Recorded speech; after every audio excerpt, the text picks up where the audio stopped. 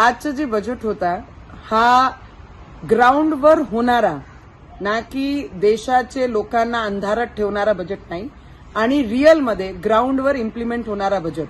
जर आपण पाहिला आदिवासीचे क्षेत्रांचे विकासपासून ग्रामीण पंतप्रधान आवास योजनाचे ग्रामीण शहरी भागाला जोडणारा आणि महिलांना लखपती बनवणारा हा बजेट.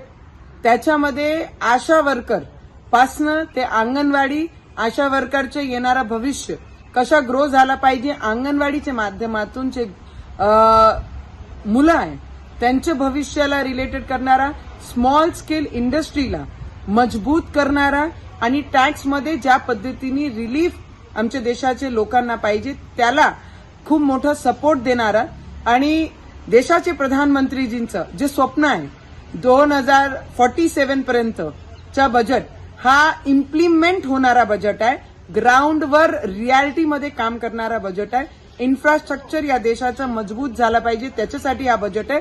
आणि अन्नदाता आमची शेतकऱ्यांना येणारा भविष्य त्यांच्या चांगल्या पद्धतीने मजबूत झाला पाहिजे त्याच्यासाठी बजेट आहे. तर मला वाटते देशाचे लोकांना, महिलांना, युवकांच्या रोजगारबद्दल जो हे बजेट आहे, येणारा भविष्य त्यांना जे त्यांनी स्वप्नात पाहिलेला या देशामध्ये राहणारे नागरिक हा हकीकतमध्ये होताना करताना आपले देशाचे प्रधानमंत्रींनी हा जो बजेट आणला त्याच्यासाठी देशाचे सगळ्या लोकांच्या अपेक्षामध्ये खरे पद्धतीने आमचे देशाचे प्रधानमंत्री उतरले.